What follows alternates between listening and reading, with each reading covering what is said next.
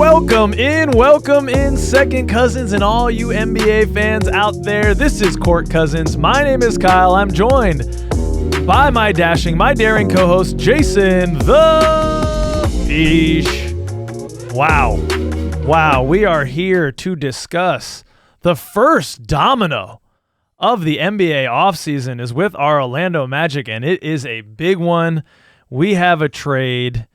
Desmond Bane is coming to the Orlando Magic, and the Memphis Grizzlies will receive Kentavious Caldwell-Pope, Cole Anthony, and 1, 2, 3 first-round picks and a 2029 pick swap. Wow, Pich. There's a lot to get into on this one. That it happened on Father's Day. I've definitely got some questions about Jeff Weltman and what's going on at home. You know, this transaction happening on Father's Day, Jeff, like, don't you want to have some family time, buddy? You know, I'm hanging out with my dad, and now I got to get on here. I love my cousin. I love Pich, but come on. We're supposed to be hanging out with dads. That's what we're supposed to be doing. It's kind of ridiculous. I was free because my dad lives a long ways away, but we did speak. So, I don't want to go any further without just saying big ups to you. Look, KCP was here 1 year. I don't need to spend any time on that guy, but I'm a big Cole Anthony fan. As you know, I purchased this jersey. I have this binder with all kinds of different Cole Anthonys, like over 100 different versions of his rookie card. I'm going to miss him. He's a great vibes guy. I think he's a great scorer off the bench. I wish him well. I'm probably still going to collect his cards. I'm a CA guy for life. Good luck to you, Cole. Gonna miss you. We're going to talk about how excited we are about this trade. I'm going to let you know, but that it comes at the loss of Cole Anthony. It's not like that goes over my head. He is going to be missed on this team for sure. Max, come on, Cole. Yeah. Definitely facts that we're going to miss Cole Anthony. He's been the heart and soul of this team. But you kind of saw the writing on the wall, Orlando Magic fans, if we're being honest. Cole, he had kind of played his way out of the rotation, didn't get a lot of minutes, especially in the playoffs, wasn't really playable in the playoffs. And if that's the case for a team that's wanting to push into and deeper into second round, third round, looking at the Indiana Pacers right now in the championship and saying, hey, we can compete with that team, we had to upgrade. And Desmond Bane, just on the surface of this, the players exchanged, it's night and day. All right, we're trading a guy that was scoring 8 points for us, 5-6 points for us, and Kentavious Caldwell-Pope couldn't seem to hit the broadside of a barn this year. It was an off year for him. I felt for him, but didn't really add much on the offensive side of the ball. And Cole Anthony, who I just spoke about, very streaky scorer, could have some big games, had one against the Atlanta Hawks in the play-in. That's definitely a highlight for him in a Magic jersey. Some early ones as a rookie, but as of late, definitely nothing really there. So to bring in a guy like Desmond Bane is a big, big deal. And so just on the face of it, the player swaps, hey, we're making out on this. Now, I think where a lot of people question Pich is the picks. 4 first-round picks is a lot of draft capital. Well, but if you want to base it, I've been hearing a lot today because Luka was traded and there was only 1 first-round pick included. But you're forgetting about, Anthony Davis going back to the Mavericks too. So it's not like we gave them an all-star or a perennial all-star or a top 75 NBA player. Like, we gave them Cole Anthony and KCP, no knock to them. But those aren't the same level of players. So we had to come with a little bit more in the draft capital, which at first when I saw it, I thought, what in the free hell are we thinking? 4 first-round picks? That's a lot. But when you really get down to it, our this year pick, it's not going to be an amazing pick, right? We already knew the number of that. And in 2026, we plan on being good, although that's the Phoenix pick, I believe. That one, that's the big one. And then hopefully by 29 and 30, we're, a perennial playoff team, and our first round pick's not going to be that fantastic. And we're already looking at having guys signed or locked up or going in. Like, we shouldn't be building through the draft at that point, hopefully. Now, if this swing goes wrong, we're going to miss those 29 and 30 picks. But I think ultimately they're gambling that this is going to work out well. And plus, he comes in and he's, I believe, signed for 4 more seasons coming in. which is fantastic. So it's not like we're getting a guy for a year or two. Yeah. This guy's locked up. Yeah. So like that is good. That gives us, a good core of guys that are locked up for at least 4 seasons together to see what they can do. And will they wait all 4 of those seasons to see what they can do? Well, hopefully it'll show before then. And if it's not working after 2, maybe a move will be made. But it's a pretty solid deal for us, I think, when it comes right down to it. I don't hate it. It looks bad on paper, 2 players and 4 first-round picks, but I can make a case for it. It's fine. We had to make some sort of a move like this, some sort of a swing, and to only lose 2 players who weren't contributing that much for us to get a guy who was an NBA All-Star and one of the best 3-point shooters in the league. Great. We're listening, right? That just means that the front office is listening and realizing that, like, hey, defense can help you and win a championship, but we're seeing right now offense wins championships, right? The Pacers are in the NBA Finals. They stink on defense, right? They're just all about trying to fill it up. And it's like, so you're starting to see that, you got to have a little bit of balance. It's nice to have defense when you get down to the clutch, but if you're not in the game when you get to clutch, doesn't matter how good your defense is. So I like this move. I like this trade. And I welcome Desmond Bane and his big, huge pythons. That dude looks like he puts in so much gym work. He looks like a WWE superstar, for crying out loud. But yet he has a nice silky game to him. He can hit good runners. He's tough when he goes inside. He's durable. He plays a lot of games every year. I mean, there's a lot to like about him and his game. And this is a great ad, I think, for the Orlando Magic. Big fan. You?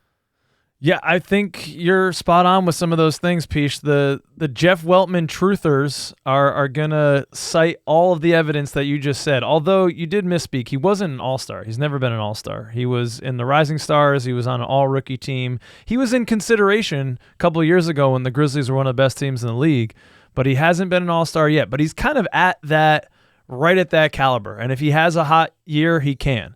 But this guy is exactly what we need. Just like you said, we have Banchero here on Twitter saying, since 2020, 2021, there are only 3 active players in the NBA with 800-plus three-point made shots on 40% accuracy. That's Stephen Curry, Zach LaVine, and Desmond Bane. So, hey, Jeff Weltman truthers, Jeff Weltman came and said, we're going to look for proven scoring. Well, shit, there you go. This guy is one of the best three-point shooters in the entire league over the past 4 seasons. It's not an aberration. This guy does it with regularity. And if you take out his rookie year, he's scored 20 points a game, 5 boards, 4.5 assists almost. He has some creation. He does stuff off the dribble. He's a tough guy. He has a little jerkiness to his game. He can get guys off their feet and get to the basket. He shoots 42.3% on catch and shoot threes. So, this guy is going to make a big impact, a big, big impact. I think on the flip side, Pete, the picks were a little bit of sticker shock for me because, as I think it was Keith Smith on Spot Track referenced, we kind of saw this last year. Mikal Bridges was the first domino to fall for the Knicks. They gave up 5 first-round picks for Mikal Bridges. That went okay. They got to the Eastern Conference Finals. I think if the Magic got that result, that would be pretty awesome. The difference being here, like you stated, Desmond Bane is under contract for another 4 years, I believe, till 28-29. So now you have this core of Desmond Bane, Jalen Suggs, Franz Wagner, Paolo Banchero, all under contract till 28-29. And those 4 first-round picks, like you said, I mean, if the Magic are good, those picks shouldn't really matter too much. Although I will have the record say Desmond Bane was a number 20th overall pick. So sending a 16 out this year doesn't necessarily mean nothing. But we still have 25 this year. And we have our 2027 pick, 2028 pick, 2029. Wait, that doesn't sound right. Is this graphic correct? Anyways, we still have some picks. Is my point? Yeah, we still have picks to use. Yeah, I think it was the even numbers, but we can still, in those other years with the Stepien rule, you can't trade consecutive years of first round picks, but you can do this newfangled pick swap thing. They allow that. Yeah. So you could send out some pick swaps, and maybe we have one more draft pick that we can send as draft capital. So the cupboard isn't completely empty, but it was pretty much emptying the war chest in a way to get Desmond Bane. And is that the player that's going to move the needle to championship level contention? Because if it's not, you put yourself in a little bit of a bind, perhaps. Right. Yeah. It's a big move, and it's the kind of move that says, yeah, this hopefully is that guy. But you know what? We have to not be satisfied with just this. I think there's got to be more things to happen.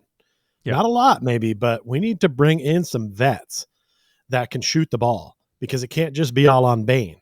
And Cole Anthony was one of our next best 3-point shooters, and we sent him out. And KCP was supposed to be good at him too, and he's gone. So we still need more 3-point shooting. We need something off the bench. I feel like I'd still like to see us improve our big man status down low. Maybe they have a plan for that through the draft. Maybe there's going to be a trade coming down the road. I don't know, but I still feel like we need to add a little bit to our bench. I want to know that there's somebody good coming off the bench that can score for us.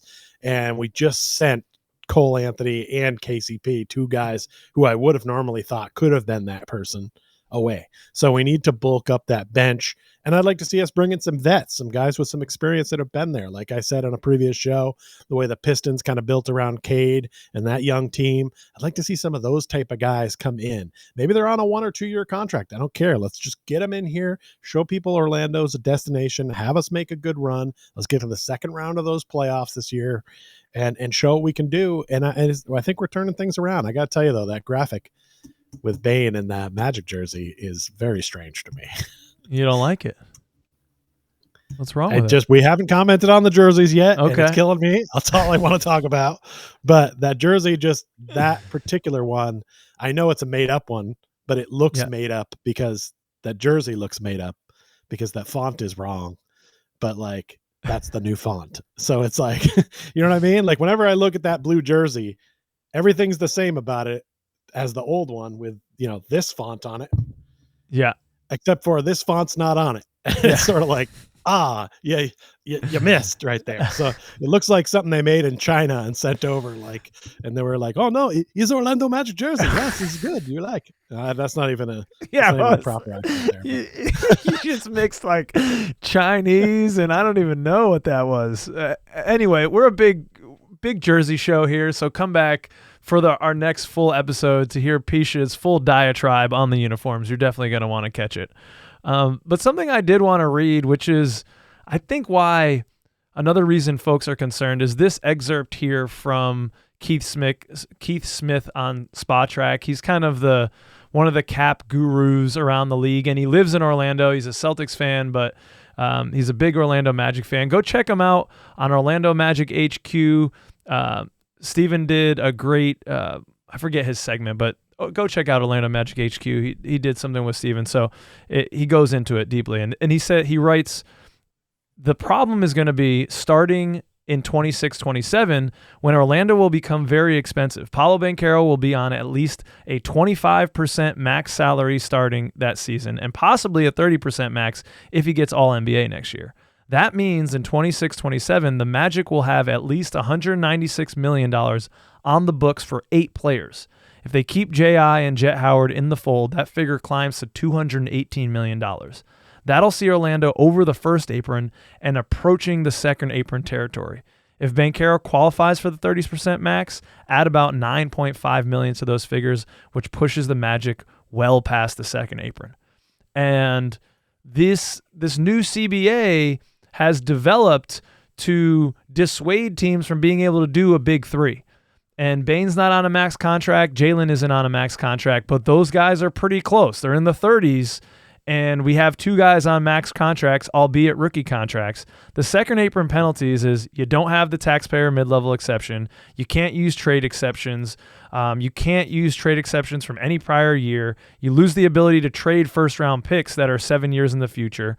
If teams remain in the second apron for any 3 years in a 5-year period, they lose a draft pick at the end of the first. Their draft pick, is moved to the end of the first round, so it becomes number 30.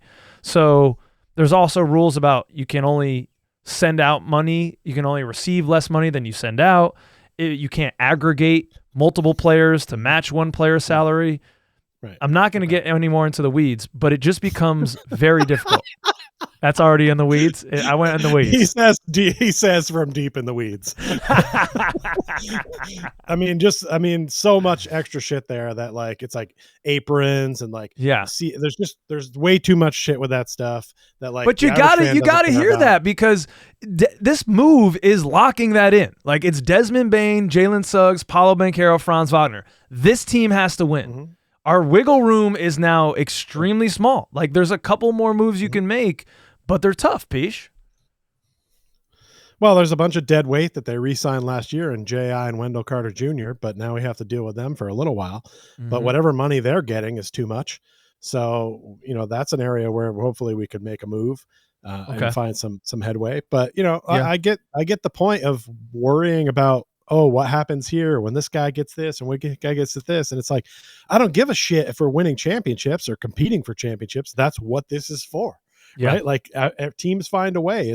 It's a little harder to build that long-term dynasty now because guys want to get paid. And there's a lot of teams in the NBA that can afford two good players. Mm-hmm. So like you said, it stops teams from getting 3. This is good. It's good for the league, right? Like that's the point of it.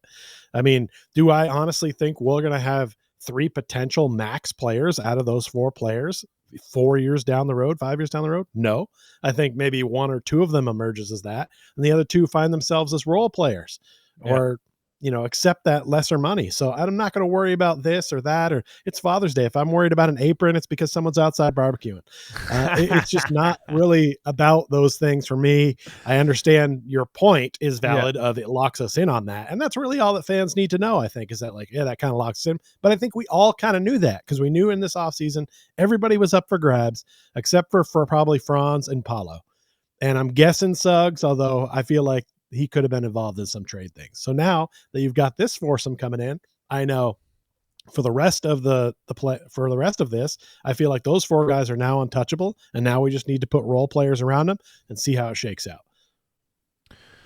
Yeah, you're absolutely right. I think there is a little bit of sky is falling when we get too much into thinking about the salary structure and everything, because we've seen teams. We're not the Celtics, right? Yeah. Like the Celtics have to ditch, but they won a championship in there and they were competing at a high level for a long time. That's okay now that they have to step down. That's fine. Let's just get to that level first. We'll worry about that other shit later. Yeah. Yeah. And there are always ways to get around it. Like you're right. It might end up in 2 years if this doesn't work out. Jalen Suggs or Desmond Bane or someone else is out the door, and you're kind of reshuffling the deck around hopefully Franz Wagner and Paulo Banchero, who are doing good things for us. But yeah, this is an improvement for our team, right? We got to be excited about Desmond Bane coming in. This isn't Kentavious Caldwell-Pope coming in. This is a guy who has carried the Memphis Grizzlies at times throughout the last handful of years when Ja Morant has gone down, and that has been frequent. And when he went down last year and they had some other injuries, the result wasn't very good. They got bounced in the plan, I believe. But there have been previous years when Ja has gone down, and Desmond Bane is the guy who has steadied the ship. I think I saw a statistic. He has since 2000, since he came into the league or right after his rookie season, he has more 30-point games than all of the Orlando Magic guards combined. So it's nice to have a guy who can put up 30, right? And he can hit 3-point shots off the dribble. He can step into 3-point shots. He can catch and shoot. He can work. He's a guy that doesn't need the ball in his hands because we want Paulo and Franz there. So the match makes sense. I don't think he's as pure a point guard as I was maybe hoping for, but we do like these kind of Swiss Army knife type of dudes who can do a little bit of everything, who are good all around. I do think it's a little bit of a step back for the defense, but like you said, the Indiana Pacers are in the freaking finals, man. And they made their money on pace and just putting the ball in the hoop as many times as they can. So it's good that Weltman is sacrificing. It's a little bit of growth, right, from Weltman on Father's Day. We're seeing him sacrifice some defense to get a more potent offensive player in the mix, and it's going to be exciting. I'm bummed I didn't have time to get my new KCP jersey. He did the jersey reveal. They made him do that shtick, and then he just was out the next day, man. Poor guy. Yeah, I was a little surprised. I remember when I saw a lot of the video of the new jerseys, I didn't see Cole Anthony there, and to me that told me I need to prepare myself mentally for him leaving, because I feel like in the old days he would have been on front and center as the guy with that jersey on at the event, and he wasn't there. Yeah. So I was sort of like, okay, but yeah, I was hoping we could get rid of the KCP contract, but I didn't know we'd be able to. I think Memphis taking this on, I think people need to realize, even though KCP can still play and produce at a high level, he's capable. But getting that contract off our books is a big deal too. That's why we also have to forfeit the 4 draft picks. It's not, we just didn't give them back as much talent in the 2 players and their contracts as need be. To be able to get a player, I didn't realize he wasn't an all-star. He was a snub. I'll tell you that. Yeah, for sure. One year he was definitely a snub. But I just want to set the record straight, because I was a little confused by the graphic that we put up. I found that one on Spot Track. But here on CBS Sports, the official picks going out are our 16th pick this year, which is our pick. But we still have Denver's 2025. So we still have a pick in this year's draft. Then next year, which is the first round pick via Phoenix, that's that whole pick swap situation. No, we don't. It's like the pick swap situation, I think. And Phoenix is going to be... Oh, okay.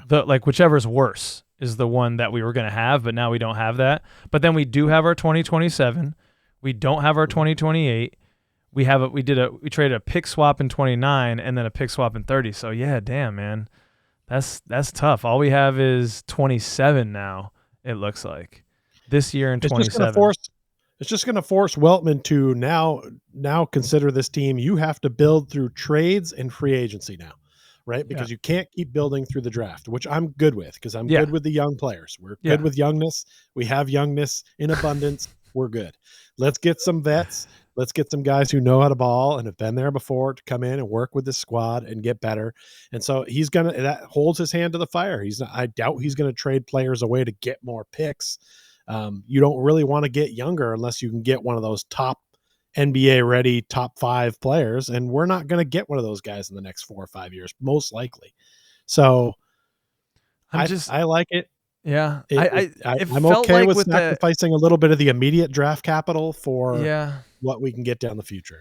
20 and 29 and 30, if these guys don't work out or someone has an injury or something like that, that's when we could be like, shit, we don't have our first round picks anymore. But honestly, if we don't go all in and try something now within this year or next year, what the fuck are we going to do anyway? So I think it was time. Yeah. No, it's great. I think the move is great. It's just the sticker shock of all those picks. I mean, I was thinking when you see all those picks that Ja Morant is coming back, not Desmond Bane. Although I don't know if you want Ja Morant, but that's the caliber player. Too, yeah. So that I got to deal with that. You got to hope, as you said, there's more moves coming. Last year, when the KCP trade went down, we were expecting more moves. Nothing happened. That can't happen again. We've got to see, like you said, who are the veteran, maybe a guard, right? We need a little bit of scoring punch off the bench. I know Chris Paul's out there. Tyus Jones, my guy, still out there. Dennis Schroeder out there. How can we move around this cap to, get rid of Gary Harris's contract? Maybe, Caleb Houston, Kojo, those types of guys, to then get in a CP3 or a Tyus Jones or someone to be another steadying force when the inevitability of injuries happen in an 82-game season. We're going to need a guy to come in so that the transition is pretty seamless. We still really need a point guard because they're banking on Jalen Suggs just being that point guard, and that's fine. I'm fine with him getting the shot at it. But who do you turn to now if you don't have it? Because Cole Anthony was kind of our guy we could turn to, and now we don't have that guy. So we've got to get some point guard action going on. We need to get somebody better, even as a potential backup, or somebody that can move into the starting lineup if the Suggs experiment isn't working. But we need to still think about it in a point guard, and I still would like us to improve our big man, although I know we're not really focused on that end of the court at all. But I need one of those two things to happen. I still need some point guard action to be coming in, and just more shooting. There needs to be some more shooting options off the bench. It can't just be all on Bane, but this is a great step in the right direction. I think they felt the pressure of the fan base kind of going, fuck, man, what is this shit? Like, this was a failure. And I'm glad that they're not hanging on to KCP because they feel like that was the move they made last year and it was a right move. Like, I'm glad they just kind of went, oh, wait, all right, let's just correct. So that's true.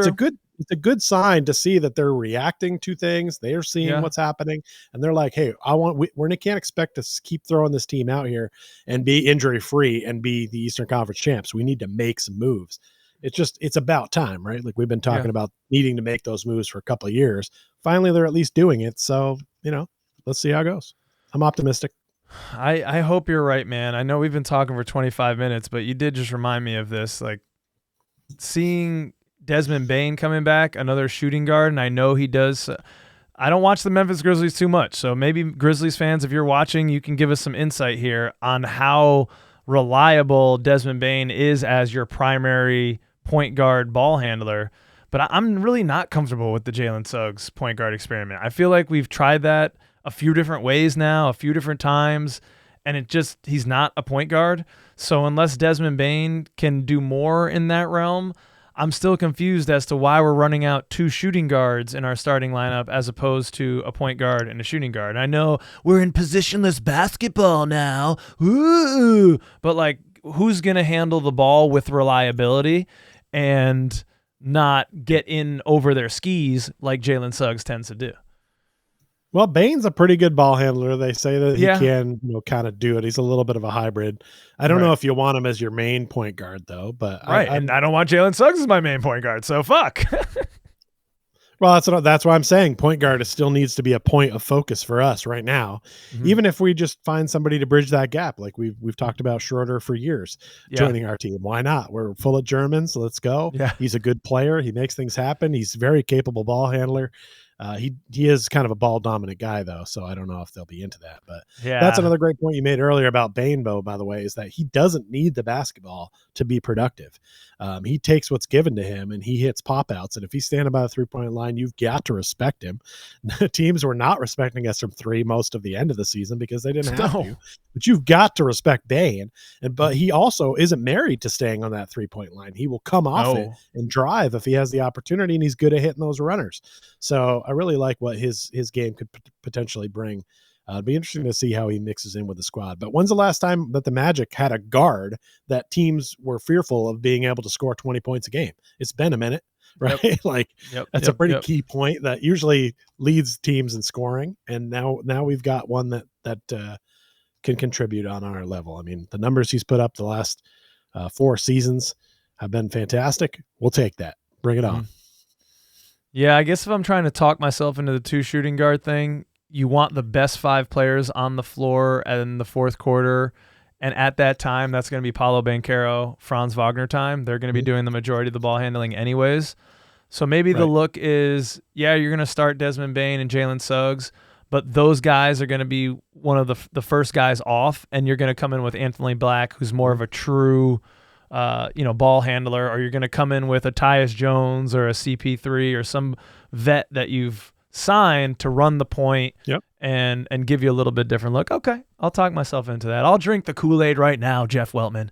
It tastes good. Oh, yeah. Well, we can now, but like the point you made was good. It's like, hey, we can't this can't just be it. Like last year, we just got KCP and it was like, oh, that's it. Like we still need to sprinkle some other guys in here to make this work. And, hopefully they're not done. Because if they are, I'll be mad. Right now, I'm good. Okay. Yeah. But if nothing else happens, I will be mad. So how are you feeling out there, Second Cousins, NBA fans, about the trade itself, about bringing Desmond Bane into an Orlando Magic uniform, and about what Pich said? Who else or what else are you looking for to be satisfied with this offseason? Pich, thanks for hopping on for this one. We're not fathers, but happy Father's Day to all you fathers out there.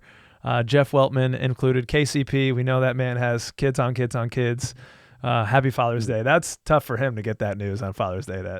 Oh, hey, we got to move to the dangerous city of Memphis. Sorry, kids. Yeah, watch out. Watch out. Is Memphis dangerous? I thought it was nice. It's got the Rock and Roll Hall of Fame, isn't it? No, that's Cleveland. Check yourself. Oh, no. They have the... Memphis has Graceland. Graceland, yeah, Elvis, that's cool, and a lot of bachelorette parties. So have fun with that. You're thinking of Nashville. I'm thinking of Nashville. I'm thinking of Nashville. You know, I'm sorry. I got maybe typical East Coaster, forgetting about everything in between. Just so one of the flyover states. I am sorry, Memphis. I apologize. I will try to come to an away game when the Magic play the Grizzlies if we do this year. And maybe the Grizzlies will finally get into the Eastern Conference like they should be. This is neither here nor there. Thanks for coming by, Second Cousins. Until next time, peace out, everybody. Thanks for bothering me.